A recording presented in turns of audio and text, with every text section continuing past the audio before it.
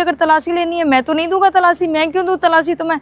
तभी जो कुछ लोग होते हैं वो देखने लगते हैं कि शायद मुझे लगता है ये तलाशी नहीं दे रहा है ना, मुझे लगता है कि इसी ने ही अंगूठी ली है और यही चोर है। वहाँ पार्टी में सब लोग मतलब आपस में बातें करने लगते हैं, उस दोस्त को देखकर बातें करते हैं। अब वो वहाँ पर शांत रहता है, कुछ नहीं कहता है। पार्टी ख़त्म होती है। अब जो दोस्त होता है जिसकी पार्टी होती है वो जाता है कमरे में और अपना जो ब्लेजर होता है उसको उतारता जाके, जो अंदर की जो जेब थी उसमें उसकी जो अंगूठी होती है वो मिल जाती है। उसने कुछ निकाला होगा और वो वहीं रह गई होगी उसमें।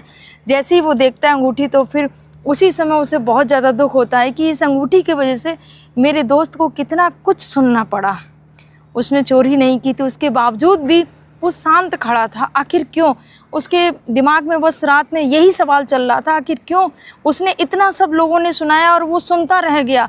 अब उसके बाद में जैसे ही सुबह होता है वो जाता है अपने दोस्त के पास में कि ये बताओ कि मेरी अंगूठी मुझे मिल गई है, लेकिन कल जब लोग इतना सारा तुम्हें बोल रहे थे कि तुम तलाशी क्यों नहीं दे रहे थे उस समय, अगर तुम तलाशी उस समय दे देते तो शायद जो लोग बोल रहे थे वो कोई नहीं बोलते।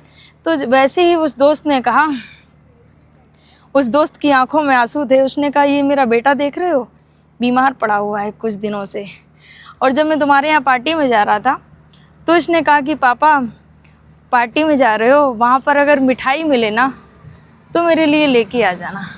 और जैसे ही मैं वहाँ पर जब खाना खा रहा था मेरी नज़र मिठाई पे पड़ती है तो मुझे अपने बेटे की कही हुई बात याद आ जाती है कि मेरे बेटे ने मिठाई के लिए कहा था और मैंने उसमें से एक पीस जो होता है मिठाई का वो अपनी जेब में डाल लिया था। और उस समय अगर तुम तलाशी लेते हमारी तो उस समय जो वो मिठाई होती है ना वो सब लोगों की नज़र में आ जाती कि इसने मिठाई अपनी जेब में रख रखी है, चोरी की है मिठाई की। तो मैं नहीं चाहता था, और फिर मैं उन्हें बताता कि मैंने ये मिठाई क्यों ली है, और मैं उन्हें बताता कि मेरा बेटा बीमार है। ये सारी चीज़ें मैं उन्हें नहीं बताना चाहता था, इसलिए मैं वहाँ पर चुप रहा।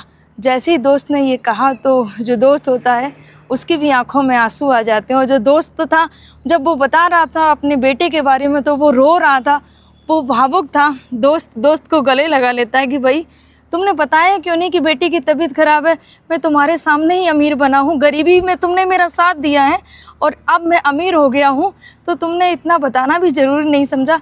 चलो बेटे का, चलो हॉस्पिटल में, अच्छे हॉस्पिटल में इलाज कराएंगे जाके, ताकि जो बेटा है वो जल्दी सही हो जाए। दोनों दोस्त गले मिलते हैं और बच्चे को हॉस्पिटल ले जाके उसका अच्छे से ट्रीटमेंट कराती है। ये दोस्त की कहानी। और एक पिता का यहाँ पर वो था कि देखिए एक पिता अपने बच्चे के लिए क्या कुछ नहीं करता है। फ्रेंड्स, कैसी लगी ये स्टोरी कमेंट ज़रूर करिएगा और मुझे फॉलो ज़रूर कर लीजिएगा। जय हिंद, जय भारत।